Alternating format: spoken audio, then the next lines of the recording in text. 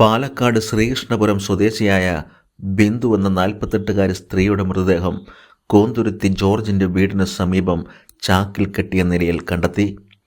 മൃതദേഹത്തിന് സമീപം ഇരുന്ന് ഉറങ്ങുന്ന ജോർജിനെ പുലർച്ചെ ഹരിതകർമ്മ സേനയിലെ സ്ത്രീകൾ കണ്ടെത്തിയതിനെ തുടർന്ന് പോലീസിൽ അറിയിക്കുകയായിരുന്നു. എന്താണ് സംഭവിച്ചത്? ഭാര്യ ഏതാനും ദിവസങ്ങളായി മകളുടെ വീട്ടിൽ പോയിരുന്നതിനാൽ ജോർജ് വീട്ടിൽ ഒറ്റയ്ക്കായിരുന്ന ജോർജ് എറണാകുളം സൗത്തിൽ നിന്നും ഒരു ലൈംഗിക തൊഴിലാളിയായ സ്ത്രീയെ വീട്ടിൽ കൂട്ടിക്കൊണ്ടുവരുന്നു.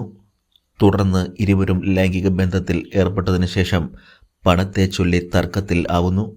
പെട്ടെന്ന് പ്രകോപിതനായ ജോർജ് കമ്പിപ്പാര ഉപയോഗിച്ച് ആ സ്ത്രീയുടെ തലക്കടിച്ച് കൊലപ്പെടുത്തി.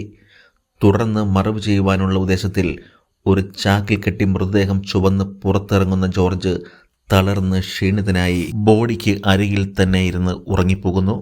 പിന്നീട് രാവിലെ വന്ന ഹരിതകർമ്മ സേനാംഗങ്ങൾ മദ്യലഹരിയിൽ മൃതദേഹത്തിനടുത്തിരുന്ന് ഉറങ്ങുന്ന ജോർജിനെ കാണുന്നു.